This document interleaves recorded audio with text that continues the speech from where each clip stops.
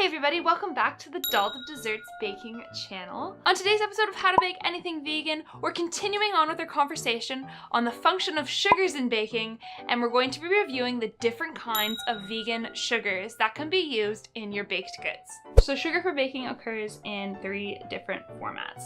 First format is granulated sugar. This is sugar that is, like it's titled, it's granular. Granulated sugars have a variety of applications and they can be used in almost any baked good.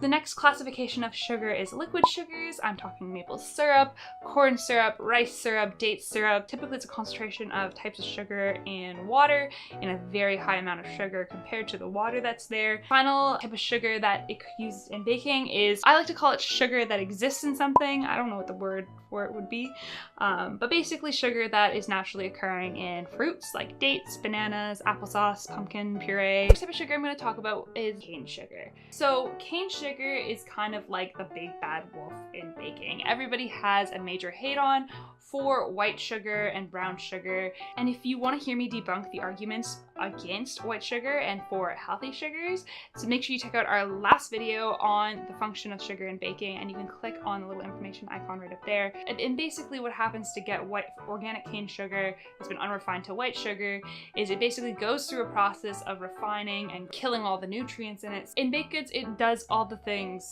that I mentioned in the previous video that sugar is supposed to do. Brown sugar, basically it's white sugar that's had molasses added to it. Which seems kind of counterintuitive, but what you get is a type of granulated sugar like white sugar providing the same benefits, but it has an extra depth of flavor from the caramelly flavorful molasses. It's really quite good for adding chew in a baked good. When you're baking with regular granulated cane sugars, you're gonna want to use a combination of both. Now the major difference between unrefined cane sugar and refined cane sugar, other than the fact it's refined, is the surface area.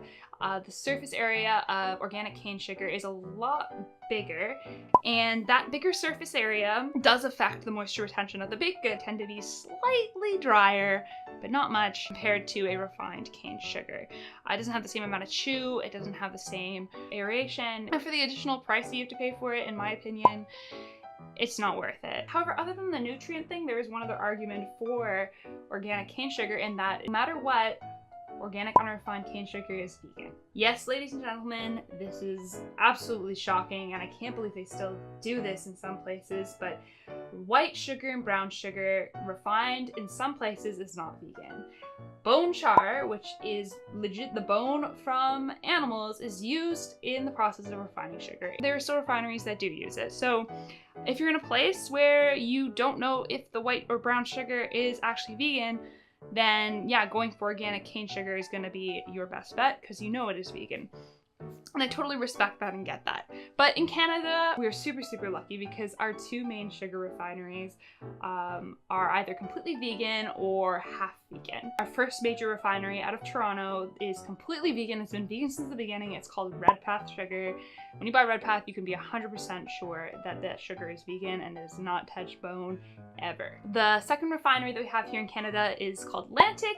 Depending on where you are in Canada, it has a different name. It goes under the name of Rogers as well too, kind of out in the west coast. Lantic is sometimes vegan.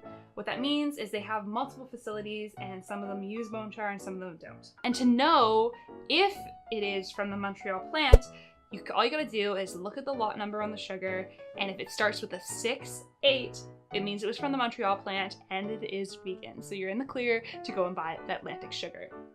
Now, if the sugar says Rogers on it, or does not have a 6-8 in the lot code, and it's from Lantic, it is not vegan. Do not buy that. While we're on the topic of cane sugar, let's talk about icing sugar.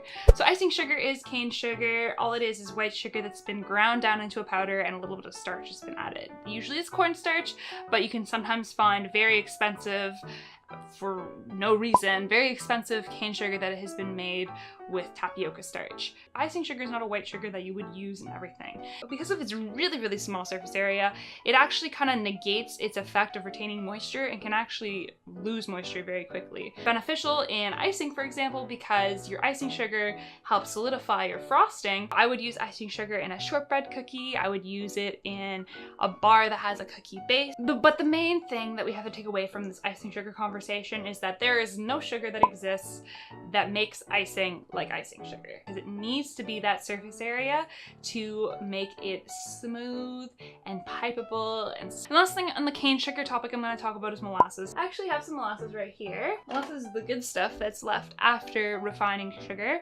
Contains all the nutrients. They're really small quantities, and when you bake them, they're all going to be denatured anyway. If you've never used molasses before, you definitely should. It's got a very, very delicious, deep, rich, smoky flavor. Smoky not in a bad way.